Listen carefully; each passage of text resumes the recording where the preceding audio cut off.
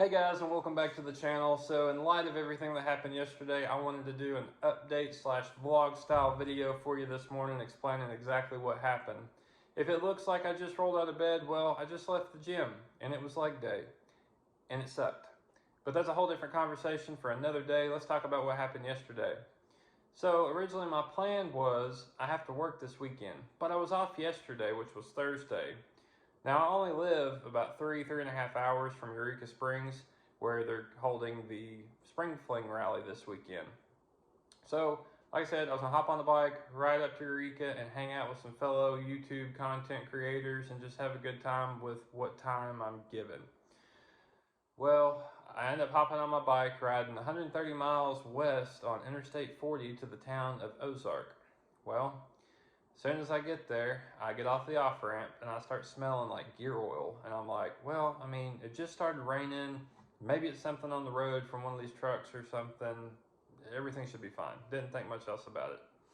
Well, there's a travel center that I always stop at there because that's right there at the base of the Pig Trail Scenic Byway, also known as Arkansas Highway 23, if you're not familiar. So anyway, I whip into the gas station and I pull up to the pump and I look down to open up my fuel door. Well, I notice I've got oil residue like all up the right side of the tank, and I'm like, oh crap, that's not good. So I bail off the bike, run over to the paper towel dispenser, grab a couple of those. I come back, I bend down and I look, and I've got oil residue all down the right front fork, all over the caliper, all over the fender, all the way down the side of the motor, all the way down the exhaust. And I'm like, at this point, I don't know if it's brake fluid or if it's fork oil at this time. So, kind of a funny caveat here. I bend down and I'm, wiping this oil with my paper towels that I got in my hand, and I'm smelling it, trying to figure out what it is. Well, there's a guy that's on a Harley on the opposite side of the pump, on the other side. And he's like, got that mystery fluid on your bike, huh? And I'm like, yeah, and it was just kind of funny, kind of lighten the mood for me. So anyway, I had a decision to make at this point. I pulled up into a parking place there. I got off, went and got me a drink, got me something to snack on. Come back out, and I said, well, I could be fine riding up to Eureka because I only had like an hour left. You only have like an hour from that point to Eureka. I said, or, well, it may be a little bit further than an hour, but anyway, I'm a lot closer to Eureka than I am to my house. So I'm like, but what happens if something crazy goes on and I end up hurting myself, I hurt somebody else, or I end up damaging my bike? I really don't want to do that. So I pretty well decided, well, I'm just going to tuck tail, I'm going to go home, I'm going to get my bike fixed, and then I'll ride another day kind of thing.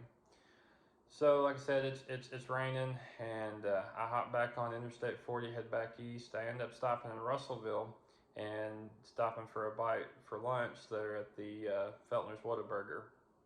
Always a good burger. So as soon as I get off, I take a little video and I post it on Instagram, basically venting my frustrations of, I was so excited to go up and hang out with all my buddies from YouTube. I'm so excited to go up to Eureka. I always like going up there. And I had a stupid, fork seal break and blew oil all over the bike. And so now I'm riding home empty-handed, if you will. It really wasn't empty-handed because it was nice just to get out on the bike and ride. Like, really, that's what I needed. More so than being around people. Like, I just needed time in the wind on my motorcycle. And I'm sure a lot of you will understand that. So anyway, stopped for the cheeseburger and I post that little video. It's the clip that was at the beginning of this video. And it didn't take just a matter of minutes. And Tony down there at Rebels Den Cycle Supply, where I have all my work done, he comments on it and says, basically, get the bike to us, we'll get it fixed. And so I go ahead and I call Rebels Den, that way I can go ahead and schedule a time to drop the bike off because it's riding season. Like, nobody wants a bike that's broke down in the garage, so I want to get it fixed as soon as possible. So I call and I talk and tell him, hey, this is what I need, fork seal's leaking. He's like, cool, we'll replace both of them, that's what we recommend. I'm like, that's awesome, that's fine, let's do that. He's like, hang on just a second. So he gets off the phone for a minute. Well, then a few minutes later, he hops back on. He's like, hey, you still there? I was like, yeah.